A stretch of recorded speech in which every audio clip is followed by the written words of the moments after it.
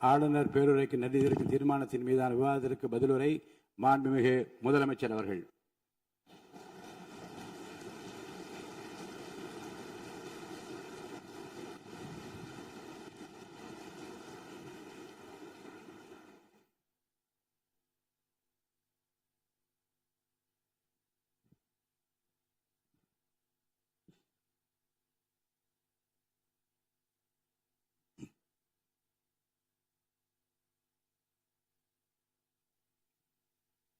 மாண்புமிகு பேரவைத் தலைவர் அவர்களே, மாபெரும் தலைவர்கள் வழிநடத்திய மாபெரும் வரலாற்று சிறப்பு கொண்ட இந்த சட்டமன்ற பேரவையின் 17வது சட்டமன்ற பேரவைக்கு நம்மையும் நம்ம தமிழக வெற்றிக் கழகத்தை சார்ந்த சட்டமன்ற உறுப்பினர்களையும் தேர்ந்தெடுத்து அனுப்பின நிரந்தரமாக என் நெஞ்சில் குடியிருக்கும் தாயன்புமிக்க தமிழக மக்கள் அனைவருக்கும் என்னுடைய மனப்பூர்வமான நன்றிகள். 17வது சட்டமன்ற கூட்டத்தொடரின் முதல் ஆளுநர் உரையின் மீதான நன்றி தெரிவிக்கும் தீர்மானத்திற்கு பதிலுரை வழங்க வாய்ப்பளித்த மாண்புமிகு பேரவைத் தலைவருக்கு நம் வணக்கத்தை தெரிவித்துக் கொள்கிறோம். மாண்புமிகு பேரவைத் தலைவர் அவர்களே, இந்த 17வது மாமன்றத்தில் அதிகப்படியான 12 கட்சிகளை சேர்ந்த பிரதிநிதிகள் தேர்ந்தெடுக்கப்பட்டிருக்கும். நாம கொள்கை ரீதியாகவும் நிலைப்பாடு ரீதியாகவும் வேறுபட்டு இருந்தாலும் மக்கள் பணி செய்வதுதான் நம்ம எல்லாருக்கும் பிரைமரியா இருக்கிற ஒரே எய்ம். அந்த வகையில தான் நம்ம எல்லாருமே நம்ம மக்களால் அங்கீகரிக்கப்பட்டு சட்டமன்றத்திற்கு வந்திருக்கிறோம். அதனால நாம கருத்தால் வேறுபட்டாலும் மக்கள் சேவை என்ற நோக்கத்தில் நம்ம மாநிலம் சார்ந்த விஷயங்கள்ல நம்ம எல்லாரும் ஒன்றிணைந்து பயணிச்சா நம்ம தமிழ்நாடு என்னைக்கும் எதிலையும் முதன்மை மாநிலமாக திகழும். ஆளுநர் உரைக்கு நன்றி தெரிவிக்கும் தீர்மானத்தில் பேசின மாண்புமிகு உறுப்பினர்களுக்கு நன்றி. எதிர்த்து பேசினாதான் எதிர்கட்சின்னு ப்ரூவ் பண்ண முடியும்னு நினைச்சுக்கிட்டு பேசின எதிர்கட்சியை சேர்ந்த எதிர்கட்சி தலைவர் உள்ளிட்ட மாண்புமிகு உறுப்பினர்களுக்கும் வணக்கமும் நன்றியும். பதிலுரை வழங்குற அதே நேரத்தில் நம்மளை சட்டமன்ற உறுப்பினராக தேர்ந்தெடுத்த பெரம்பூர் தொகுதி மக்களுக்கு நம்மளோட நெஞ்சார்ந்த நன்றிகள். அதே மாதிரி ராஜினாமா பண்ணிட்டாலும் நம்மளை தேர்ந்தெடுத்த திருச்சி கிழக்கு மக்களுக்கும் இந்த மன்றத்தில் நம்மளோட நன்றியை பதிவு செய்கிறோம். அப்புறம் நம்மளோட அரசியல் பயணத்தை பற்றியும் கொஞ்சம் பதிவு செய்ய விரும்புகிறோம். நாம ஏதோ ஷூட்டிங்லேருந்து நேராக வந்து சிஎம் ஆன மாதிரியே சில பேர் ஒரு இமேஜ் கிரியேட் பண்ணுறாங்க. அவங்களுக்கு அவங்க ஆசைப்படுற லாங்குவேஜ்லேயே சொல்கிறோம், அது வெறும் ரீல் தான், ரியல் கிடையாது. ஒரு சாதாரண நடிகனாக தான் நம்ம கெரியர் தொடங்குச்சு. அப்புறம் அப்படியே சின்சியராக உழைச்சி மேலே வந்தோம். நம்ம கெரியரில் நாம் மேலே வந்ததுக்கு இந்த விஜய் ஒருத்தன் மட்டுமே காரணம் இல்லை, அவனோட உழைப்பு மட்டுமே காரணம் இல்லை. இந்த விஜயோட உழைப்புக்கும் உயர்வுக்கும் பின்னாடி இருக்கிற ஒட்டுமொத்த தமிழ்நாட்டு மக்களோட அன்பும் அரவணைப்பும் தான் காரணம். ஒவ்வொரு வீட்டில் இருக்க ஒவ்வொருத்தரும் நம்மளை அவங்க வீட்டில் ஒருத்தனா ஏற்றுக்கிட்டது தான் நமக்கு கடவுளும் மக்களும் தந்த மிகப்பெரிய வரம். அதுக்காகவே கடவுளுக்கு சமமான நம்மளோட சொந்தங்களான தமிழக மக்கள் அனைவருக்கும் மீண்டும் மீண்டும் நன்றி. இப்படி நம்மளை தாயன்போடு அள்ளி அரவணைச்ச தமிழ்நாட்டு மக்களுக்கு நாம் எப்படியெல்லாம் துணையாக இருந்தோம், எப்படியெல்லாம் மக்களோட மக்களா இருந்தோம்னு சொல்றேன். 1990ஸ்லயே ரசிகர் மன்றமாக இருந்தப்பவே மக்களுக்கு துணையாக நிற்க ஆரம்பித்தோம். அதுக்கப்புறம் நற்படி மன்றமாகவும் அதுக்கப்புறம் விஜய் மக்கள் இயக்கமாகவும் மாறி மக்களோட மக்களாக நின்றுகிட்டு இருந்தோம். 2008 ஈழத் தமிழருக்கு ஆதரவாக உண்ணாவிரதம் போராட்டம் செஞ்சோம்.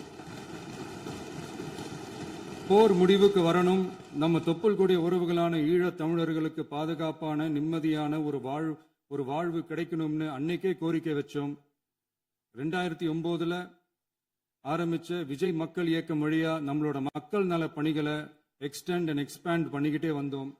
கல்விக்கு துணையா இருந்தோம், சோசியல் சர்வீஸ் செஞ்சோம், வெள்ள நிவாரணத்துல துணையா இருந்தோம், கொரோனா காலத்துல மக்களுக்கு தோள் கொடுத்தோம்.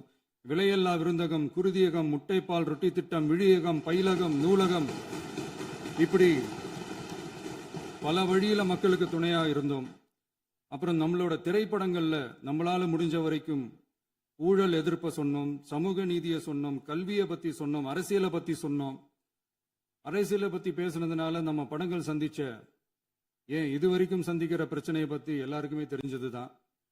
இது மட்டும் இல்லாம 2011ல நாகப்பட்டினத்துல மீனவர் பிரச்சனைகளுக்கு ஆதரவா ஒரு பெரிய பொதுக்கூட்டம் நடத்தினோம். மீனவர்கள் மீதான தாக்குதலை கண்டிச்சு பேசி அதுல நம்மளோட எதிர்ப்பை பதிவு செஞ்சோம். 2017ல ஜல்லிக்கட்டு போராட்டத்துல தமிழர் பண்பாட்டு உரிமைக்கான நம்மளோட ஆதரவை தெரிவிச்சோம்.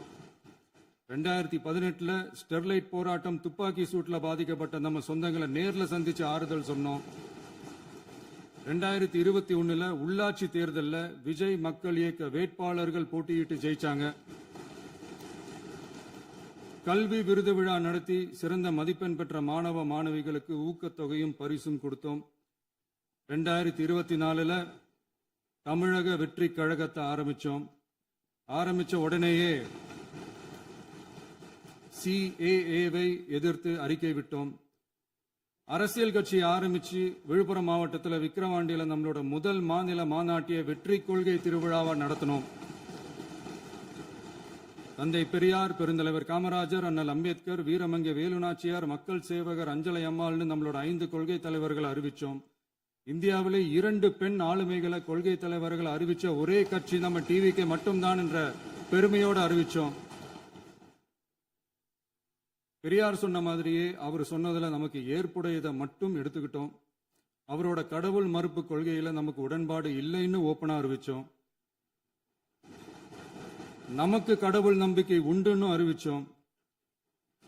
யாரோட நம்பிக்கைக்கும் நாம் எதிரானவங்க இல்லைன்னு தெளிவா அறிவிச்சோம்.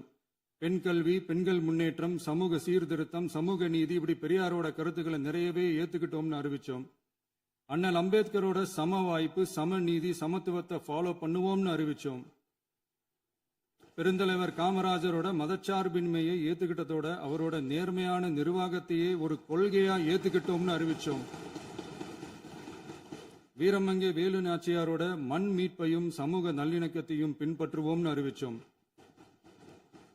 மக்கள் சேவகர் அஞ்சலை அம்மாளோட விடுதலை வேட்கையையும் மக்களோட வாழ்வாதாரத்துக்காக உறுதியாக நிற்கிறதையும் பின்பற்றுவோம்னு சொன்னோம். எல்லாருக்கும் எல்லாமும் கிடைக்கணும், எம் மதமும் நம் மதம்னு சொல்லி மதச்சார்பற்ற சமூக நீதி தான் நம்ம கொள்கைன்னு அறிவிச்சோம். நம்ம கொள்கை எதிரி யாரு, அரசியல் எதிரி யாருன்னு ஓப்பனா அறிவிச்சோம். எல்லாத்துக்கும் மேல பிறப்புக்கும் எல்லா உயிர்க்கும்ன்றத நம்மளோட அடிப்படை அரசியல் கோட்பாட்டா அறிவிச்சுட்டு தான் அரசியலுக்கே வந்தோம். நம்ம மதுரை மாநாட்டில் நம்மளோட தேர்தல் அரசியல் மற்றும் ஆட்சி அதிகார அரசியல் வழிகாட்டியா அறிஞர் அண்ணாவையும் புரட்சி தலைவர் எம்ஜிஆரையும் ஏத்துக்கிட்டதா அறிவிச்சோம். அப்புறம் இன்னனையும் நாம இங்க பதிவு செஞ்சே ஆகணும். எல்லாரும் கட்சி ஆரம்பிச்சுட்டு தான் ஒவ்வொரு வீட்டுக்குள்ளேயும் போவாங்க. ஆனா நாம ஒவ்வொரு வீட்டுக்குள்ளேயும் போனதுக்கு அப்புறம் தான் கட்சியவே ஆரம்பிச்சிருக்கிறோம். ஒவ்வொரு வீட்டுல ஒவ்வொருத்தரும் நம்மள அவங்க பிள்ளையா, மகனா, அண்ணனா, தம்பியா ஏத்துக்கிட்டதும் இயல்பா நடந்துச்சு.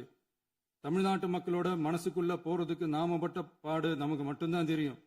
இதெல்லாம் புரிஞ்சாலும் புரியாத மாதிரி இருக்கிறவங்க தான் நம்மள நடிகன் என்று சொல்லியும் நம்ம கட்சிய நடிகன் கட்சின்னு சொல்லியும் சில நக்கல், நையாண்டி இதெல்லாம் பேசுவாங்க. அதை பத்தி நமக்கு கவலை இல்லைன்னு வைங்க. இப்படி நம்ம அரசியல் பயணம் ரொம்ப டிரான்ஸ்பரண்டா தான் ஆரம்பிச்சிருக்கு.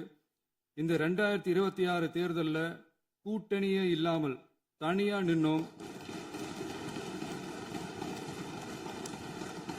மக்கள் நம்மள தெளிவா புரிஞ்சுக்கிட்டதாலையும் நம்ம டிவிகே தோழர்களோட உழைப்பாலையும் நாம 35% வாக்குகளை வாங்கினோம். 1,72,00,000 வாக்குகளோட தமிழ்நாட்டிலேயே தனி பெரும் கட்சியா வந்தோம். தமிழக மக்களாலையும் நம்மளோட ஆதரவு இயக்கங்களாலையும் இதோ இன்னைக்கு இங்க நம்ம டிவிகே ஆளும் கட்சியா உட்கார்ந்துருக்கிறோம். இந்த ஆளும் கட்சியா ஆனதும் அவ்வளவு சாதாரணமாலாம் நடந்துடல. 2.25 வருஷத்துல ஆட்சிக்கு வந்துட்டீங்கன்னு ரொம்ப கிண்டலா கேலியா சிலர் பேசுறாங்க. எங்களோட இந்த 2.25 வருஷ டிராவல்ல எவ்வளவு வலியும் வேதனையும் இருக்குது.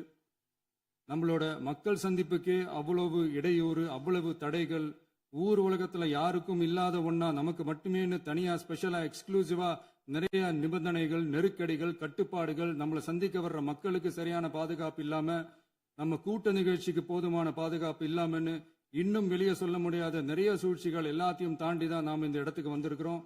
But still miles to go. நம்ம டிராவல்ல எல்லாத்துக்கும் முச்சமா நம்மளோட சொந்தங்கள், நம்மளோட உறவுகள், 41 பேர் கரூர் சம்பவத்தில் இழந்த வேதனை எல்லாம் எப்படி சொல்றதுனே தெரியல. நம்ம மனசை விட்டு என்னைக்கும் அந்த வலியும் வேதனையும் நீங்கவே நீங்காது. அதுலயும் நம்ம மேலேயே பழி போட்ட கொடுமையெல்லாம் இருக்கும் பாருங்க, அதெல்லாம் வேற லெவலுங்க.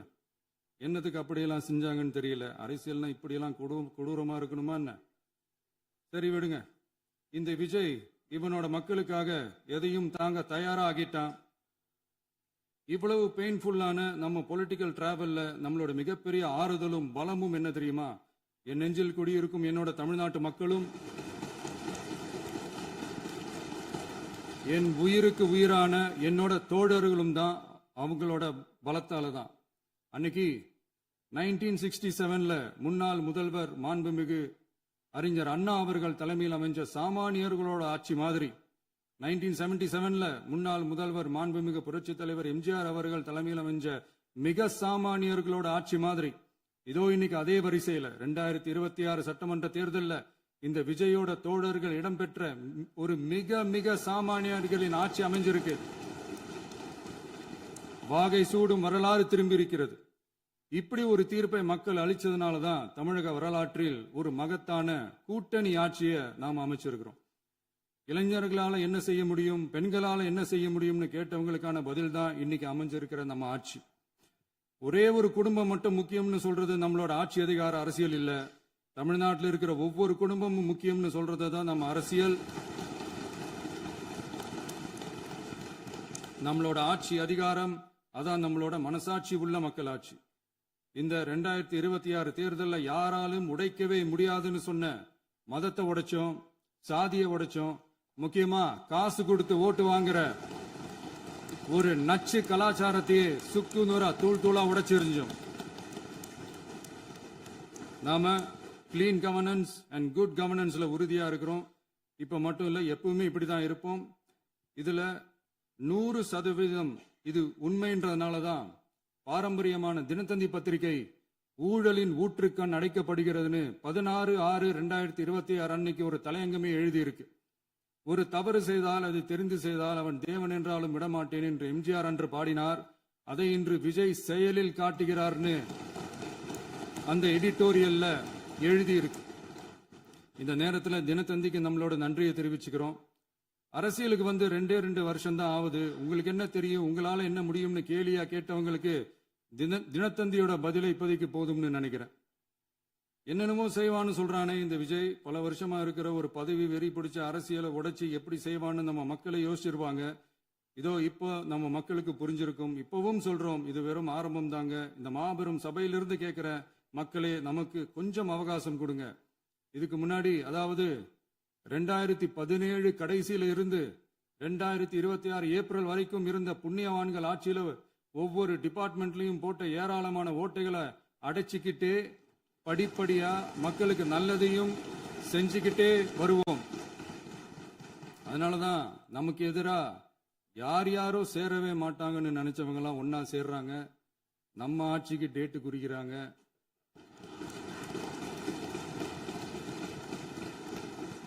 சரி, அவங்கள நம்ம மக்களே பார்த்துப்பாங்க, அது விடுங்க. நாம ஆட்சிக்கு வந்து சரியா 40 நாள் ஆகுது. அதுக்குள்ள என்ன செஞ்சீங்கன்னு கேட்கிறாங்க. ஒரு லிஸ்ட் ஒன்னு சொல்றேன் கேளுங்க. பெண்கள் பாதுகாப்புக்காக சிங்கப்பெண் சிறப்பு படை, 200 யூனிட் வரை கட்டணமில்லா மின்சாரம், போதைப் பொருள் ஒழிப்புக்காக தனிப்படை, குறுவை நெல் சாகுபடியை ஊக்குவிப்பதற்காக 134.83 கோடி சிறப்பு தொகுப்பு திட்டம், வழிபாட்டு தலம், ஸ்கூல், பஸ் ஸ்டாண்டுன்னு அதுக்கு பக்கத்தில் இருக்கிற 717 மதுபான கடைகள் மூடப்பட்டன. அங்க வேலையில் இருந்தவர்களுக்கு வேறு கடைகளில் வேலை, கவனிக்கப்படாமல் விடப்பட்ட அம்மா உணவகங்கள் புதுப்பிக்கப்பட்டன. பத்திரப்பதிவு துறையில் பகல் கொள்ளைக்கு புல் ஸ்டாப் வைக்கப்பட்டுள்ளது. வருகையில்லா ஆவண பதிவு முறை கொண்டுவர உத்தேசிக்கப்பட்ட செயல்பாட்டில் உள்ளது. அரசு மற்றும் தனியார் மருத்துவமனையில் ஸ்கேன் மையங்களில் கருவுறுவதற்கு முன் மற்றும் பின் ஏற்படும் தவறுகளை கண்காணிக்கவும், மருத்துவ நிறுவனம் முறைப்படுத்தும் சட்ட விதிகள் பின்பற்றப்படுகிறதா என கண்காணிக்கவும், மருத்துவ மற்றும் ஊரக பணிகள் இயக்கத்தின் பயன்பாட்டிற்காக 40 புதிய வாகனங்கள் வழங்கப்பட்டுள்ளது.